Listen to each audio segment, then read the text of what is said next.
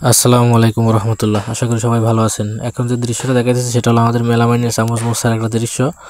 আমার হাতে যে মেলামাইনের চামচগুলো দেখতেছেন, এগুলা যে সুপ চামচ আছে যেটা, এটা হলো জোড়া 20 টাকা পিস হিসেবে আমরা বিক্রি করি।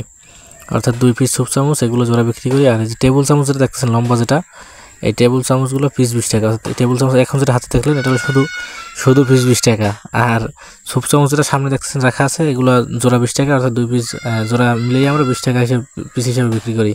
তো সেগুলো ভিডিওতে দেখবেন যে কোন চামচ কত টাকা দামে বিক্রি করি। আর এগুলো সব আমাদের কাছে কার্টুন হিসাবে আসে ঢাকা থেকে মালামাল। আর প্রত্যেকটা কার্টুন থেকে খুলে প্রত্যেকটা মাল এভাবে আমি যেভাবে হাতে মুছতেছি, এইভাবে প্রত্যেকটা মাল হাতে ধরে ধরে আমাদের মুছতে হয় এবং মোছার পরে সেটা আবার ডিসপ্লে দেওয়া লাগে। প্রত্যেকটা চামচ, এই সুপ চামচ বলেন বা টেবিল চামচ বলেন বা চায়ের চামচ বলেন, যাবতীয় মেলামাইন আইটেম যা আছে, গ্লাসের ঢাকনা, লবণের ঢাকনা, মেলামাইনের বাটি, পিরিচ, মেলামাইনের অর্থাৎ মেলামাইনের আইটেম যাবতীয় যা আসে সবগুলোই আমাদেরকে হাতে ধরে ধরে এবার মুছতে হয়। মোছার পরে সেগুলো আমরা ডিসপ্লেতে দেই। কারণ এটা আসার সাথে সাথে আপনার ফ্যাক্টরি থেকে ডাইরেক্ট এদিকে চলে আসে, তো যার কারণে কিছু চক পাউডার গুঁড়া বা ময়লা লাগিয়ে থাকে।